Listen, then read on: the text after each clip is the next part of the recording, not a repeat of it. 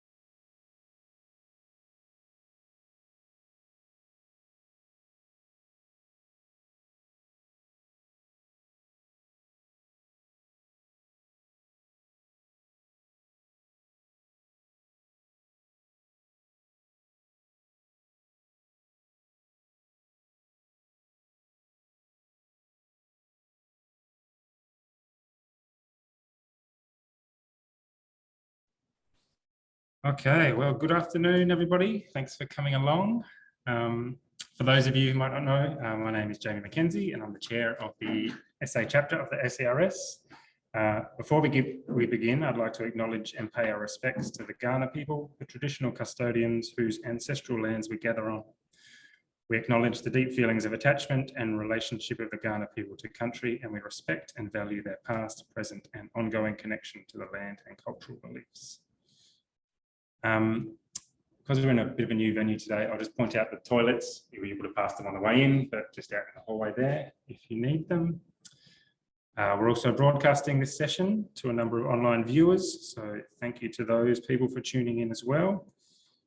The next slide.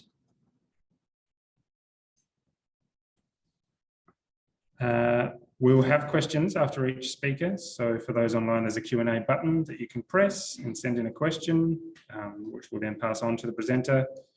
Please feel free to send those questions in at any time. It won't bother the presenter. The presentation will also be recorded and eventually uploaded onto the ACRS website. Just a couple of COVID reminders for those in the room. Please make sure you've checked in via the QR code or sign-in sheet, and please, where possible, practice social distancing. What else have we got to say? Oh yeah, as always, I'd like to encourage you to consider becoming a member of the college if you're not already. Membership is relatively affordable, and both individual and corporate memberships are available.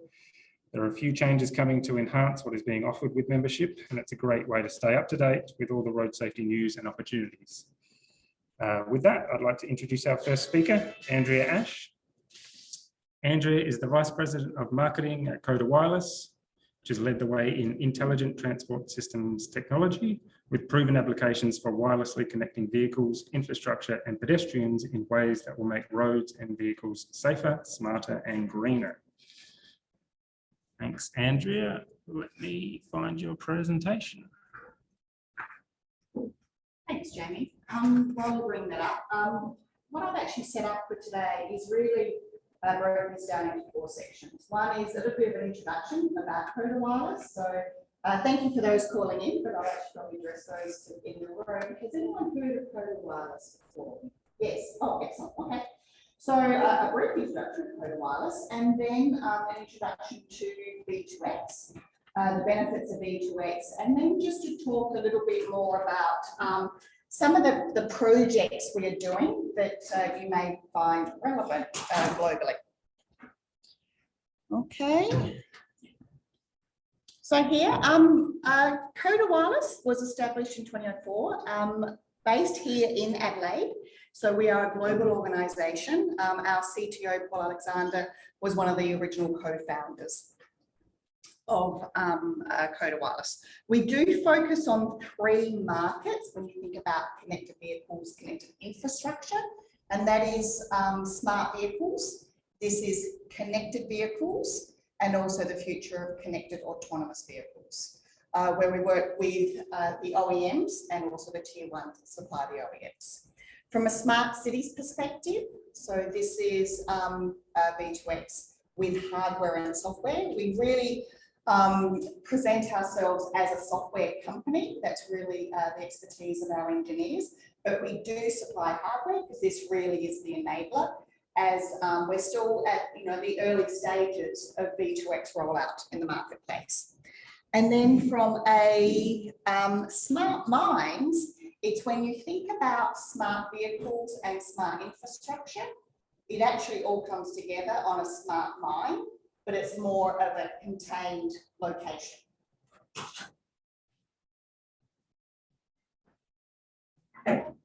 So we have our head office here in Adelaide. We do also have an office in Europe and in Detroit in the US, and also representation in China.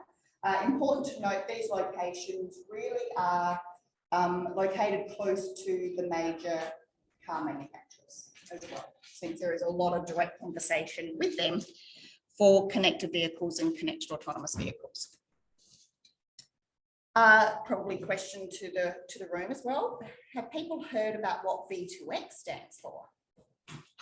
Yep, so a few nods, a few no's. It is all about communication. So V2I, which is from the vehicle communicating to the infrastructure, V2V, so communication from vehicles to vehicles, V2P, which is vehicles to people or pedestrians. When you think about vulnerable road users. As a whole, it's talking about V2X as the marketplace. Key motivations, we talk about Cohda as making our roadways smarter, greener, and cleaner.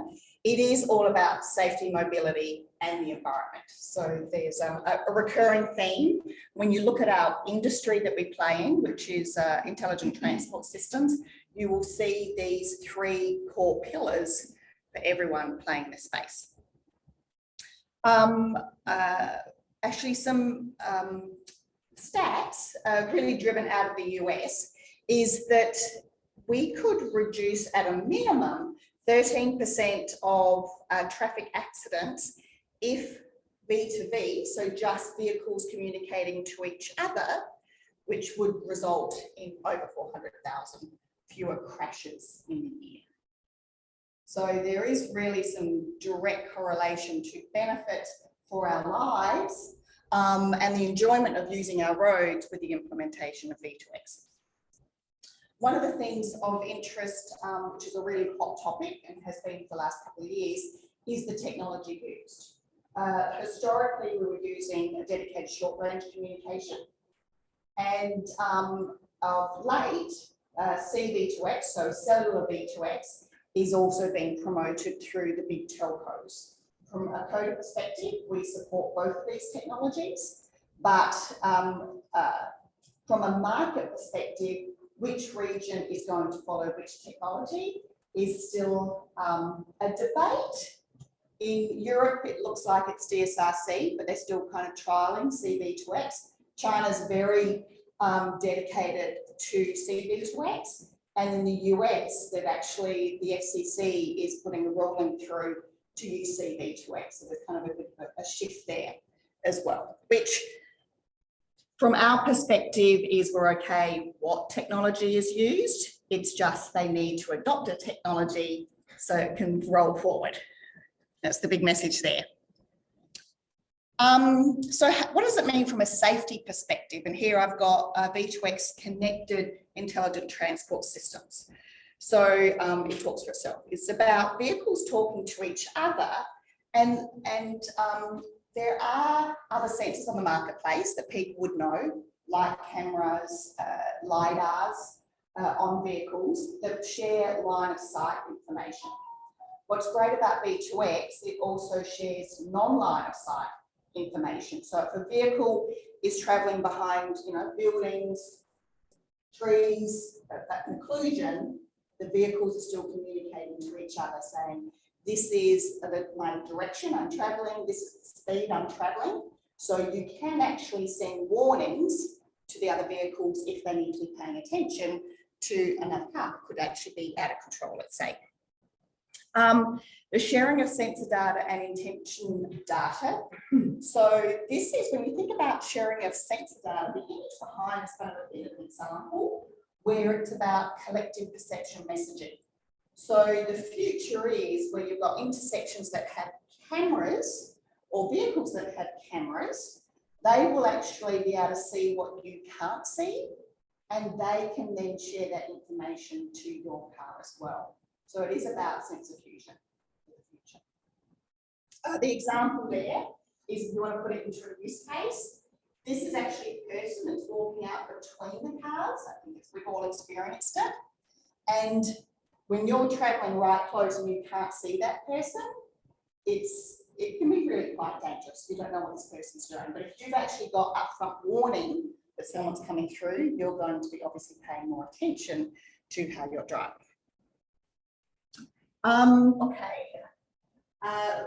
Really the example here, it is about vulnerable road users, so I mentioned that. And I think there's kind of this perception is, you know, how can a car know more than I do as a driver? 94% of car accidents are human driven. It's because of the person driving the vehicle. So this vehicle will actually have, I don't know why this screen's going a bit blank. Sorry, there's some kind of dodgy connection. That's okay. I'm trying to get it fixed, but no, that's fine. So we're aware the screen's going blank for those that have dialed in. So the vehicles can perceive more than what we as humans can see. So a lot of value from a safety perspective. From a mobility perspective is, you know, the integration of roads with infrastructure. So you think about having more information of what's happening with the vehicles on the road. It allows better traffic planning as well. We know it's all about how do we reduce congestion.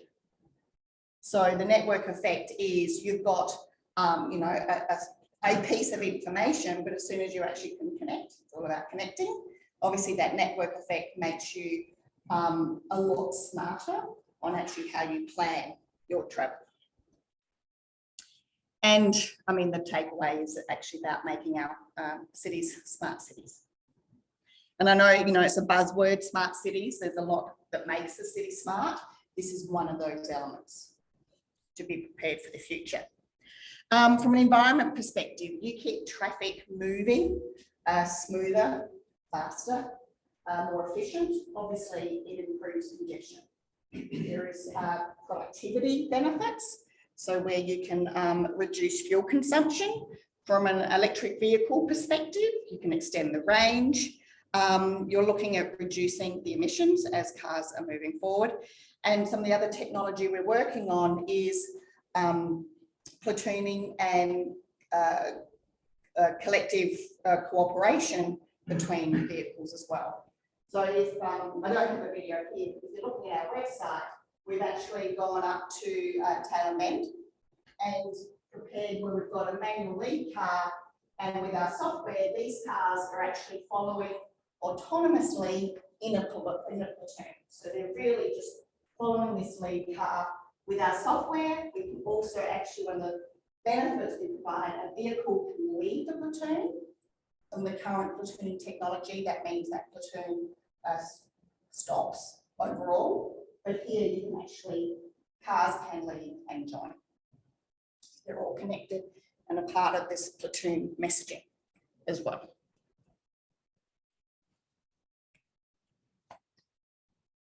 So what does this mean in the real world? So Damian and I were talking, you know, because we play in a similar space in some of our go-to-markets, and there's been a lot of pilots and trials globally, but it's time to get to the stage of how do we actually scale this out, because we do see the benefits of this technology. So this is an example of different projects we've done globally. We were the first V2X software supplier in production vehicles, and this was with the GM Cadillac CTS in 2017 in the US. I think another one I will hit on here is, you can't see it, if I look at smart cities, C Roads Europe. So Europe has a major organisation on all their corridors connecting through all the countries, is how do they actually make them smarter and connect them up. And I'd say Italy this time is leading the way in getting their infrastructure set up in place to make sure they're a smarter country, let's say. And then on the far right, these are all projects more locally to us. So the Oban bus here is fitted out with V2B technology. So as you know, the buses on the Oban tracks, it's all about collision warnings because they're traveling quite fast. And as they're turning corners, they don't know if there's a bus in front of them. So this is, they've got a little HMI in front of them telling them, yep, you know, you're clear throughout your journey. But if there is a bus, whether it's slow in front of them or actually stopped, they do get a red warning to say, you need to slow down, you need to stop as you're going through this blind area. We have done projects with trials with Telstra using LTE technology. We've done projects with Transport for New South Wales. This one's Freight Signals Priority, where knowing big freight vehicles, the impact they have on road congestion and CO2 emissions. If you can keep these vehicles flowing better, then there's actually a reduction and a productivity gain for them. So this is when a freight vehicles is approaching an intersection, they're sending a message to the intersection to say, you know, I'm traveling at this speed in this direction. Can you leave that light green for a couple of more seconds so they can get through? And you do see a noticeable difference in the flow through that area. You can't make it green all the time, of course, because then the upgrades can't go anywhere. So it's not a green wave for them, but it's actually trying to give them a direction on how to kind of have a smoother trip. For cars, it actually has a halo effect. You've got the big trucks moving, the cars can actually have a flow through as well. To talk about projects, but one that I actually don't have my for is Rio Tinto in actually in Mongolia. So they have a big mine in Oyu Tolgoi that we're rolling out our proximity detection and collision avoidance warnings with the whole V2X technology. So this is the big loaders who can't see around their space with V2X technology on their loaders, like a device at the front and the back. And then we have tags on the personnel. They are notified if people are within their close vicinity. So there's a lot of safety aspects as it relates into the mining industry. Okay, so quickly cover 4 of the bigger projects that we've worked on. VW Golf 8, their 2019 production in Germany, all include Cohda V2X stack, but it is one of the larger, actually the largest scale V2X rollout in production vehicles. So great for Cohda to be a part of it, but it's actually more as important for the industry that OEMs are starting to adopt. Is it quick enough? No, there's still a lot of development happening from the OEM side. Smart vehicles, New York City. So here they actually fitted out over 3,000 vehicles, and infrastructure was put in place in Manhattan to help the congestion and to improve safety in this area. This rolled out, I'm going to say 3 years ago, and it's the major deployment in the US, talking about a connected smart city.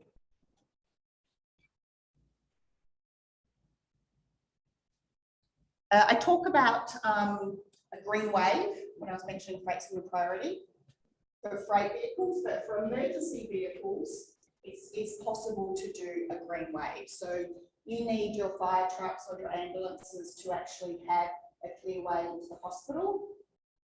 The benefits are obvious of what that means. Every second counts, and this is where V2X is also coming into play. And finally, this is a trial that we've actually done in Melbourne, where we have infrastructure in place, and it's a trial where we're promoting the value of V2X, but in this instance, we're actually using Wi-Fi. Why is that? Because V2X still has a little bit of time to have the adoption that we would all want to see. But how do you actually help the Department of Transport's invest in providing value to their cities, to their people now, and invest in the future for V2X? So here we're actually using Wi-Fi, and we can provide high fidelity data to them on road user behaviour. So things that they don't have is really the queue lengths at intersections. They know exactly what's happening at the intersection, and they don't know what's happening between the intersections. They don't know if they need to have these ingress lanes on a longer green in this other direction. So it's actually providing greater data for the cities to use now. There is an investment in infrastructure, and then as the connected vehicles arrive on our roads, they can also benefit from all the V2X applications. And that's my last slide as a very brief overview of Cohda, but the benefits of V2X and how it actually improves our roads. So time for questions. Yeah, please. Is there anyone in the audience have questions? Yes. Sorry, Paul Simons from Consulting. All this. So I'm assuming it's primarily communication. So is there also the opportunity for integration with motor vehicles?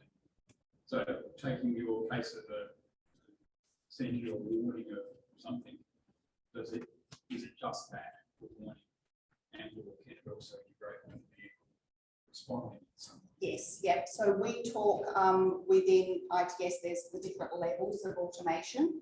So level 4, it actually can provide direction to the vehicle. Level 5 is you're actually the vehicle is driving it sort of autonomously.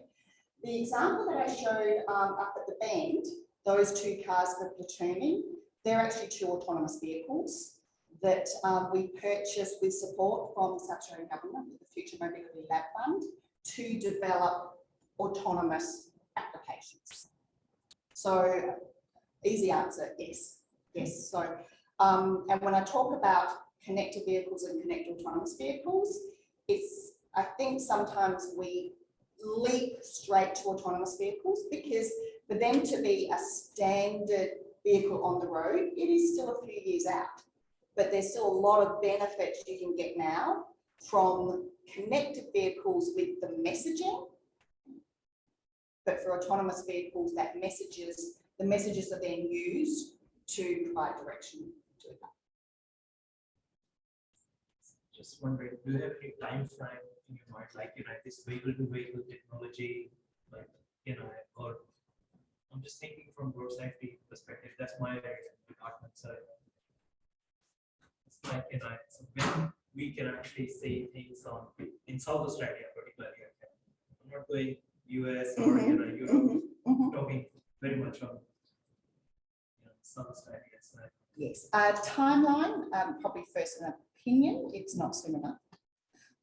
But there's, I can't say there's actually exact timeline because a lot of it is working with the OEMs to build it into their production vehicles, and then with the cities actually putting up the investment as well. And that's why we created this other solution as kind of a step to actually help people understand they can make that investment. It's a little bit of a chicken and the egg as well. So is it, are the cities waiting for the car manufacturers or the car manufacturers waiting on the cities? So we're going through that.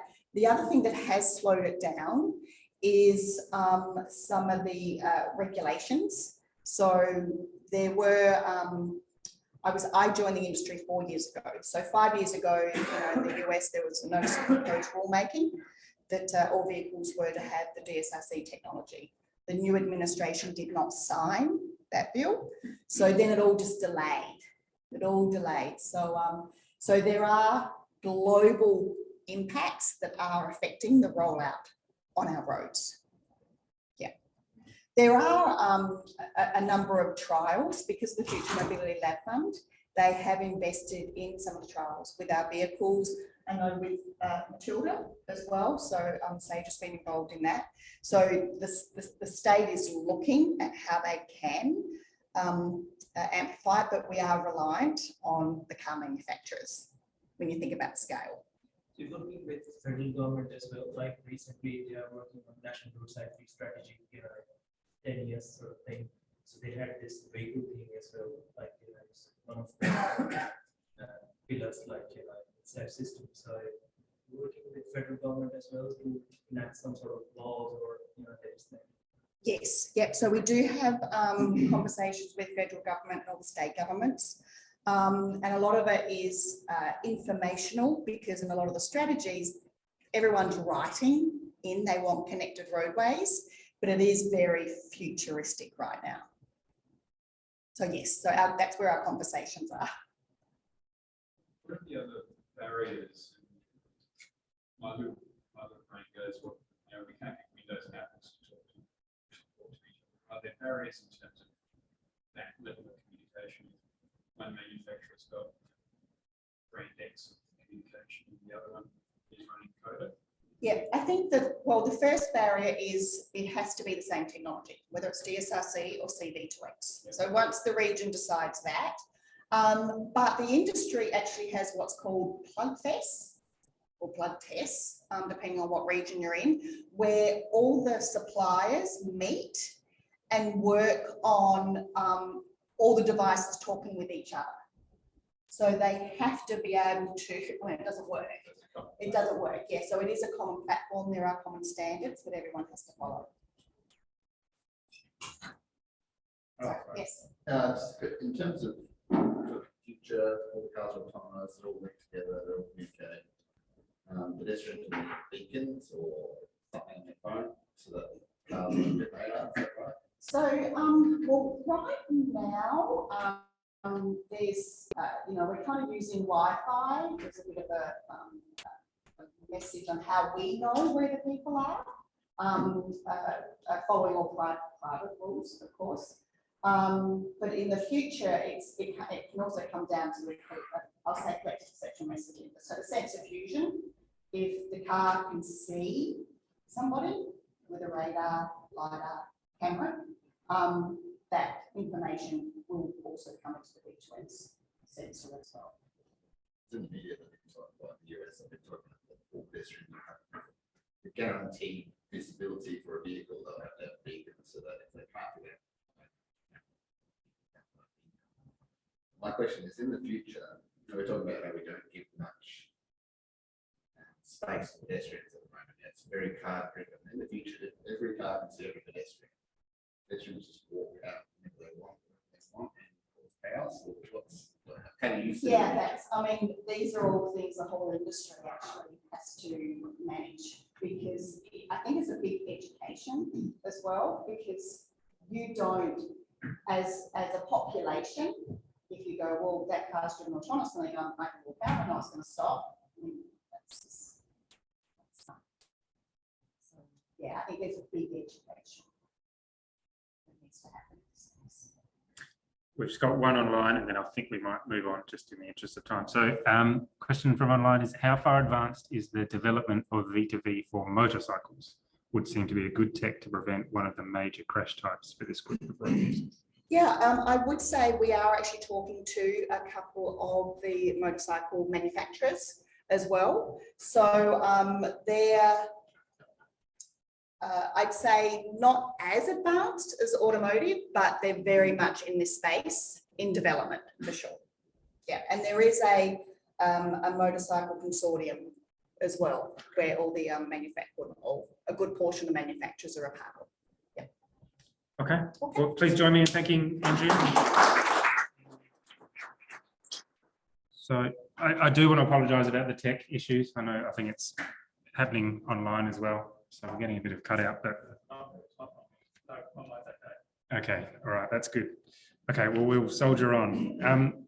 Our next presenter today will be Damian Hewitt. Damian is Head of Smart Cities and Future Mobility at Sage Group. Damian is responsible for developing and executing the strategic plan for delivering innovative technology to digitally connect communities as an important next piece of future mobility, people and place. The exciting acquisition of Addinsight allows the Sage Smart Cities delivery model to support a whole of network approach, bringing the opportunity to focus on key initiatives like equitable transport that supports disability and aged care needs, safer communities, and exciting initiatives that really make a difference in people's lives. I will get your presentation up.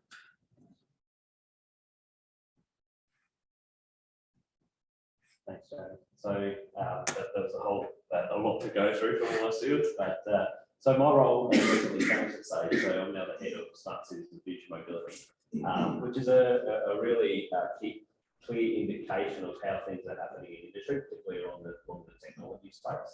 My role previously was the general manager for transport, so looking after major infrastructure projects, tunnels, bridges, non-ash freeways, Sydney Harbour Bridge, electronic lane jokes, real critical infrastructure.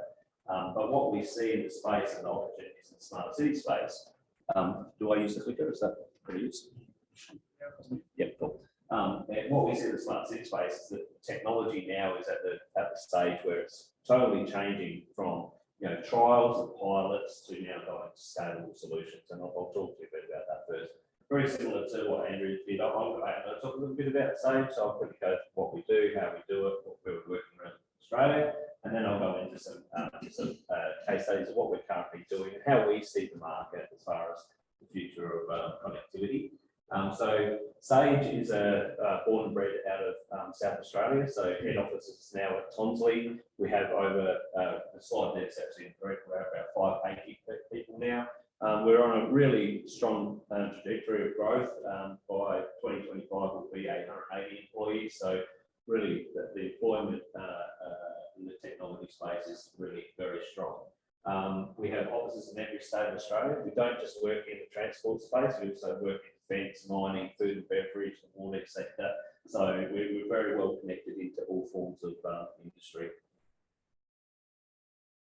The way that we go to market is we have, and I think the traditional business was called Sage Automation. So Sage Automation is around industrial control systems, and that was formed out of the automotive industry many years ago. But our business has changed very much. We're now more a digital data analytics type business. And so we have Sage Group, which heads up our groups. We have Newcom, which is our data analytics business. So where we see I think some of the questions that were raised before, the complication around how system integration works, you've got your operational technologies and you build devices out in the field, and there's a big gap between the IT type systems. So what Newcom does for us is data analytics business that bridges that gap between IT and OT.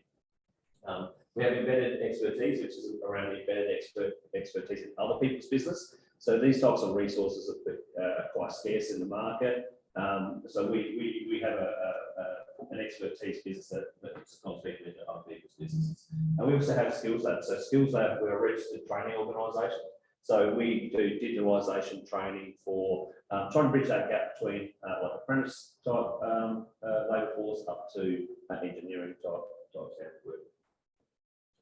So I spoke about the capabilities around Sage around other industries, and we do have our transport business, but the exciting thing for me is now coming into this new role of smart cities is building out smart city strategy and capability. Addinsight was a big part of that. So South Australian government built a platform called Addinsight. So Sage acquired that platform. First day of operational handover was in October. So we've been owning and running that product now for 2 months. So it's pretty new and very exciting. And so the opportunity with Addinsight is really having beacons at that local level and that digitally connected network. And I'll talk about that a little bit later. We have Sage Edge. So Sage Edge is a device that we're using for our smart city solutions that captures the Bluetooth MAC versus Wi-Fi, LE, brings that data back in, and really very similar to the question before. It's our device that we use for integration. So we don't actually see it as a product as such. It's really, we use any protocol that we can to speak to other vendors' devices and bring that into a centralised management type systems.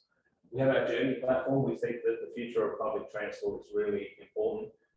We see that the way that stops and stations are used today around technology is pretty poor. We want to be able to create safer environments where them stations and hubs of transport become a safe environment where people want to go to get safe. Right now, people feel unsafe, particularly for a vulnerable user. People try to get away from the location. So it's about using technology, and I'll talk about that later. Mass, so mobility as a service is a really interesting topic, particularly here in South Australia. The concept of mobility as a service and how that ties into micro mobility, your e-scooters, your e-bikes, your pedestrian movements, the way that you currently maneuver on the network. Mass, in our opinion, is a little bit flawed in its delivery model. And when you have a look at South Australia, the target market in somewhere like South Australia has to be the domestic passenger vehicle person. And so the purpose of Mass is actually complementing that with the domestic vehicle, and that's a big part of our strategy.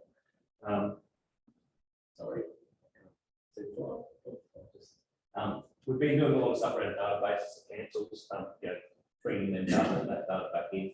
School zones, signs, so how we bring smart signage back, that intelligent for the future of vehicle infrastructure communications is a big focus for us.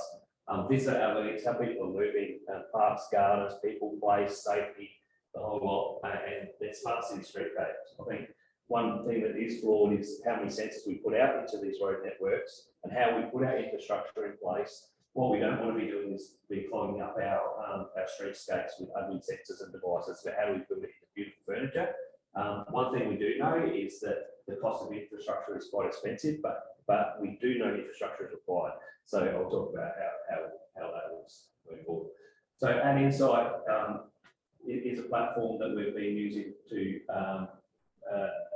track all the vehicle movements on the road corridor. So that's been sold to every road authority in Australia and quite a few cities in New Zealand. What you'll see there is the numbers of the actual the beacons out on the networks means that we have a digital connection at nearly every intersection across Australia. So that allows for us to get this communication, vehicle to communications at the intersections. The future of how we tie that back into, we're doing a lot of work on SCAPs and the traffic signal phasing. We know that there's a lot of issues and the development where SCAPs have been in the past. And it's about how do we make sure we use different types of data, like travel time data sets, to make sure that we can create more efficient signal phasing information. Also, with Addinsight has an app. So that app is a national app that can communicate to you the travel time information and what's happening on the network. The purpose of the app is to then think about the future of vehicle infrastructure and start to get their messages going into the car. But in the first instance, the app is the application. The app is meant to be an app that you don't hear. You're not meant to know about that until you actually need to know about it. So you don't want to be getting delays and messages every day. You only want to know on one that you go to work or whatever, and there's a 10-minute delay on that you get that message. So it's all about us being really clever about how we build the technology to make sure you're only getting the message that you want. And so that's a big part of our strategy. That does form into the strategy of safety as well. So an example of it is that we're rolling out 690 school zones in Tasmania, and that also ties into Addinsight. So we can really start to get that smart messaging out to that app at all the school zones within Tasmania. So this shows the amount of beacons on the network. So the interesting thing about this is that this was done in the metro areas because it was very easy to tie into traffic signal controls, but now it's starting to go out regional. So that regional connectivity, and I think when you look at a safety perspective, how you get that connectivity out into the regions to be able to support how vehicles are moved from a safety perspective. We are doing projects like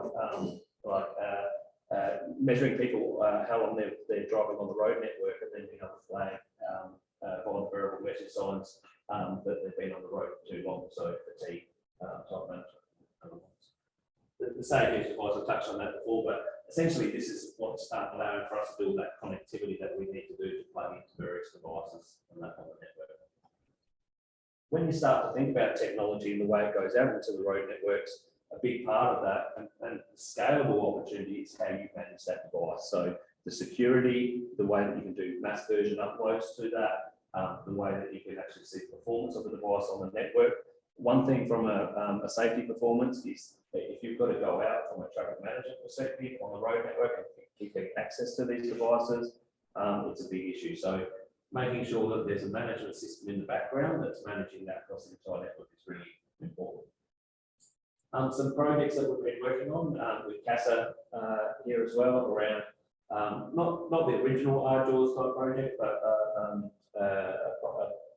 an offshoot of the RJAWS project is about how do we look at how we can let motorists know when slow vehicles are turning onto an existing corridor. So we're using technologies with solar and radar to be able to detect the vehicles on approach, and then being able to do that through warning signs. We're also doing similar projects like this in Western Australia, where they've got big, huge freight vehicles for slow turning vehicles, and we can actually detect a slow turning vehicle and then alert that up the corridor. So there's been a lot of T head-on. So it's this type of infrastructure and technology that's really exciting for us to be able to put out there. This can then eventually go into the app or the Addinsight app and get that vehicle to infrastructure communications in operating. But what's exciting too is about this is that we're not just putting this technology out to do a warning sign, we're actually capturing that data so that we can actually do some analytics on how the vehicles are actually performing and get that through. And that's been a big part. And I think one thing that I should acknowledge is that what we see is really critical right now, particularly in the technology space, is the collaboration. So it's the collaboration between academia, between the subject matter experts, the road authorities working together to making sure that we're getting the right outcomes. Another project that also been involved with CASA, and these have been done through projects through DIT and also through federal grant funding, and also councils have also started to invest in this type of technology going out. With CASA on this project here, this is a school zone project. What we really wanted to achieve is to see how vehicles were performing around school zones, how people were moving in around the school zones. We have a smart bollard here that detects where people are in the vicinity of the vehicle movements. The radar on the sign captures the speed of the vehicles. We've got real-time reporting charts that bring that data back in. We can see that some vehicles are travelling at 80 kilometres an hour at 4 o'clock in the afternoon. So it gives us some data that we can go, there's some real serious issues here. We can start to see what the level of compliance is in these school zones. So that data comes back, we can use that to actually then start to flag to message signs or whatever we've got to do to make sure that we're keeping the public safe and environment. The Journi stuff is around the safety stuff around the public transport network. So our Journi platform enables us to do digital wayfinding, and it really it's a fusion of all the data that we're collating at the moment and integrating that into overall systems. The security, the wayfinding information, the CCTV, help points, all of our safe edge devices, they capture similar to what we do Wi-Fi. So Wi-Fi is fantastic for pedestrian movements, and particularly at bus stops and bus stations. We can see where people are moving in and around using the Wi-Fi data.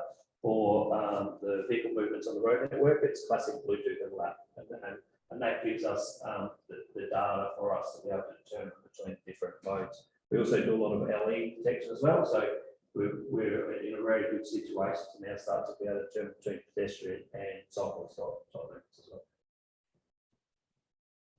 well. This is an example of a stop that we've done in Sydney. Sorry. The purpose of it is you'll see a lot of the technology around that stop. It's actually, you can't really notice it's there. This is the mass app that we've been building. So really what we're looking to do is make sure that the way that we digitally connect across the entire network is focused on what are the best interests of the user. So that ties into making sure that what the user wants, it could be their main consideration could be time, it could be cost, it could be environmental, it could be do they want to be active or not active, do they want a safer journey. So when we can tie all that information in and then tie that into all the modes of transport that they can use across that network, that's the opportunity that we can actually get people to start using different technologies, reduce congestion, create more safer road networks. Autonomous vehicles, so SAGE has been involved in 7 autonomous vehicle trials. And so our thoughts on autonomous vehicles were always that infrastructure wasn't going to be required. We thought that the autonomy of the vehicle would be able to work independent of infrastructure. But what the trials have proven is that, and the vehicles work very well on the road, but the speed of the vehicle is a big issue with traditional motorists in a 60-kilometre zone becoming impatient with a vehicle that's doing 25 kilometres an hour. But we do know that infrastructure is 100% required for autonomous vehicles. So, so our focus is very similar to Cohda, is to really start focusing on not the autonomy of the vehicle, but the connected vehicle. So that's where that Addinsight type platform allows for us to have that beacon and pull all that data in, that messaging and that connectivity at all the key locations. So you'll see here, this is the way we see the future of connectivity. So obviously SCATS is the traffic signal, main traffic signal controller system. We've got the Addinsight platform connecting to our edge devices. In the first instance, we see that coming out as a connectivity to the Addinsight app. And then in the future, it's like coming into like a Cohda type system with that connectivity directly into the vehicle. Another part of what we're doing is around the data phone stuff. So, and this was to the question before, it's about these systems that are going out there, any safety system, any type of platform or what we're doing out there, there has to be an open platform that we can enable or be connected back into the rest of the existing infrastructure. So we're working with all of the road authorities on basically how do we actually make sure that the systems can be integrated between their ITS technologies, their traffic signal technologies, and then all their movement of place stuff. So that's what ties us back into all the other systems. The other part of that and what we're doing is to make sure that the data that comes through doesn't have to be done by a business analyst. So when we're setting these systems up, what we need to be thinking about is pulling the data up to a platform that can enable people to be able to pull the data in and use that in a useful way. So this is an example of what we've done for American Council. They can overlay a whole lot of different types of data sets to be able to pull out their own reports themselves within their own organisation rather than have data analysis.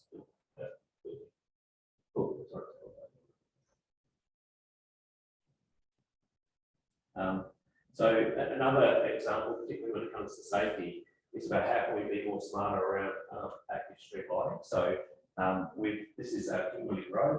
This actually the lighting levels adjust based on how many people are in the area. So it'll basically, if there's more people, it'll create a big, nice area. If there's less, it will dim right down, reducing that lighting load on the residents in the area. This also supports whole life costs. Like, so from a maintenance perspective, going out and checking lights on a road network or anywhere is a very inefficient way to spend money. This will alert. This actually did have a fault on it at one stage. We were able to go out there, pick it up as the fault occurred, fix it within that day, and get out of there. So that responsiveness means that our infrastructure is working properly for our public environment. Our people movement side is a really massive opportunity on how we can improve how people are moving on the network.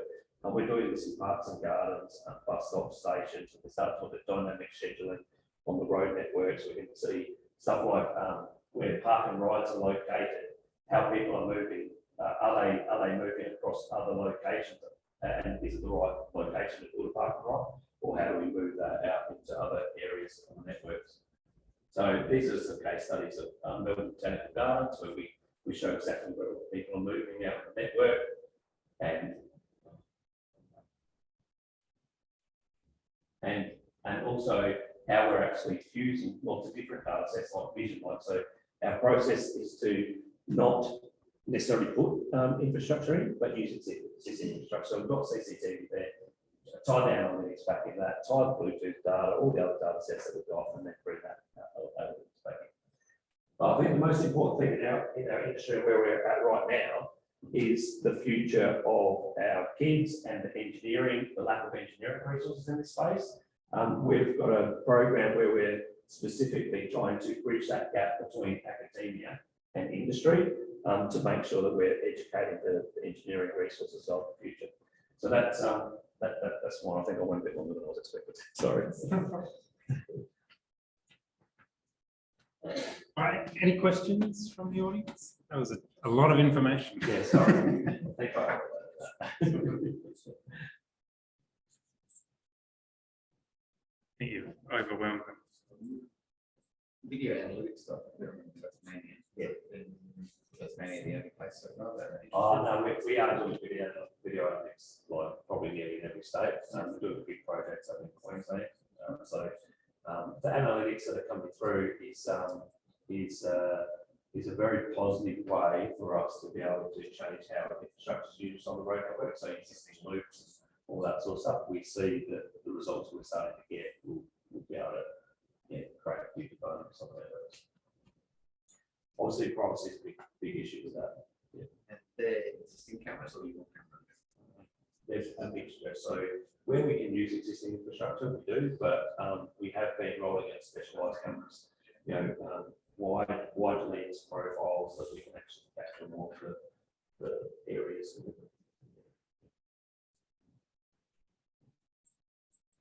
Been interested in one or two of the examples of the black spot treatments you see for detection and but there are other case examples around those. Yeah, we do. So I'm going to touch on one beforehand where we're doing the slow truck turning movements and that. The opportunities for that, particularly in the regional areas, is quite significant. We've rolled out the trials here in South Australia, but there's a lot of opportunities in the state as well. But we're doing it in, for example, in a freight company in New South Wales on how they're moving their vehicles in and out of their depots and all that sort of stuff. There's lots of different applications of that.